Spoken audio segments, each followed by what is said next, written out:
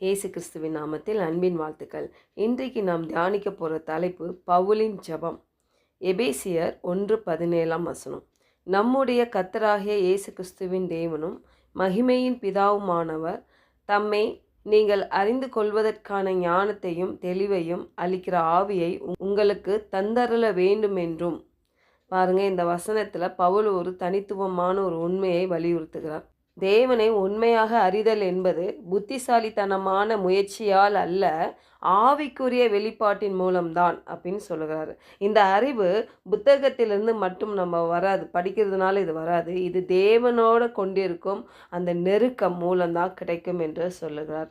நம்ம வாழ்க்கையில் தேவனை நம்ம எப்படி அனுபவிக்கிறோமோ அதில் தான் இந்த அறிவு இருக்குதுப்பாங்க. இந்த உலக அறிவை காட்டிலும் மேலானது. இது நம் உள்ளத்தில் தேவனை பற்றிய விழிப்புணர்வை உருவாக்கும் பரிசுத்த ஆவியின் செயல்பாடாக இருக்குது. இந்த வசனம் நம்ம உள்ளத்தை உள்புறத்திலிருந்து மாற்றும். பாருங்க, தேவன் நம்மோடு பேச விரும்புகிறார். ஆனால் நம்ம ஆவியின் ஞானத்திலும் வெளிப்பாட்டிலும் நம்ம தயாராக இருக்க வேண்டும் என்று வலியுறுத்துகிறது.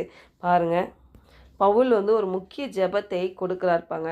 நாம் தேவனை அறிவதற்கான ஞானமும் வெளிப்பாடும் தேவை என்று சொல்லுகிறார். நாம் தேவனோட நேரம் செலவிடும் பொழுது, அதாவது வேத வாசிப்பிலும் ஜெபத்திலும் அந்த தியானத்திலும் இப்படிப்பட்ட நேரங்களை நாம் செலவிடும் போது ஆவியானவர் நம்மோட வாசம் செய்கிறவராக இருக்கிற, நம்மளை வழி நடத்துகிறவராக இருக்கிறாரு. நம்ம வாழ்க்கையில் தேவன் பேசும் விதங்களை நம்ம கவனிக்க தொடங்க வேண்டும் என்று பவுல் இங்கே சொல்லுகிறார். பாருங்க, நம்ம ஆத்மாவுக்கு வெளிச்சம் தேவையானதாக இருக்குது. அது இல்லைன்னா நம் தேவனின் உண்மையான முகத்தை நம்ம தவறாக காண்போம் என்று பார்க்கிறோம். பாருங்கள், இந்த வெளிப்பாடுகள்லாம் நமக்கு ஒரு ஆவிக்குரிய சுதந்திரத்துக்கு வழிவகுக்கிறது. பாருங்கள், தேவன் நம்மளை உடனடியாக உயரத்துக்கு அழைக்கவில்லை, ஆனால் வெளிப்பாட்டின் மூலமாக அடிக்கடி நம்மளை மாற்றுகிறவராக இருக்கிறாரு.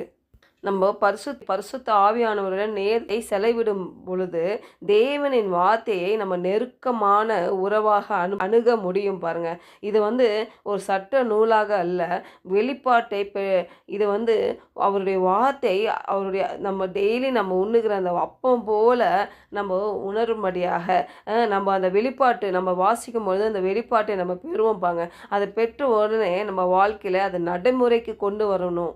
அப்போ தான் நம்ம உள்ளம் அந்த வெளிச்சத்தை காணும். இது ஒவ்வொரு விசுவாசியும் சொல்ல வேண்டிய தினசரி ஜெபமாக நம்ம இருக்க வேண்டும். அப்போ கர்த்தராகிய இயேசு கிறிஸ்துவின் தேவனும் மகிமையின் பிதாவுமானவர் தம்மை நம்ம அறிந்து கொள்வதற்கான ஞானத்தையும் தெளிவையும் அளிக்கிற அந்த ஆவியை நம்மளுக்கு கொடுக்க வேண்டும் என்று நம்ம விண்ணப்பிக்கும் பொழுது தேவன் அப்படியாக பரிசுத்த ஆவியான நம்மோடு இடைப்படுவார். நம்ம நேரம் செலவிடும் பொழுது நம்ம தேவன் கொடுக்குற அந்த வெளிப்பாட்டின் மூலமாக அந்த ஞானத்தினால் நிறைத்து நம்ம அந்த தெளிவை அளிக்கிற அந்த ஆவியை நமக்கு கொடுப்பார். பாருங்க, அவர் நம்மோடு பேச விரும்புகிறார். ஆனால் நம்ம தான் ஞானத்தின் வெளிப்பாட்டில் நம்ம ஆயத்தமாக இருக்கணும்.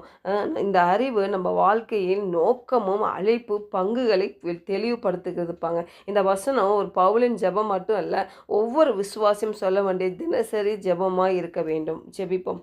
பரலோக தகப்பனை, எங்கள் உள்ளத்தை உமது ஞானத்தினாலும் வெளிப்பாட்டினாலும் நிரப்பும் அப்பா. தேவனின் வார்த்தையை சட்ட நூலாக அல்ல, நெருக்கமான உறவாக அணுகும்படி எங்களை அர்ப்பணிக்கிறோம். எங்கள் வாழ்க்கையில் உண்மை அறிந்து கொள்வதற்கு பரிசுத்த ஆவியானவர் எங்களை வழிநடத்தும்படி இயேசுவின் நாமத்தில் ஜெபிக்கும் நல்ல பிதாவே, ஆமென்.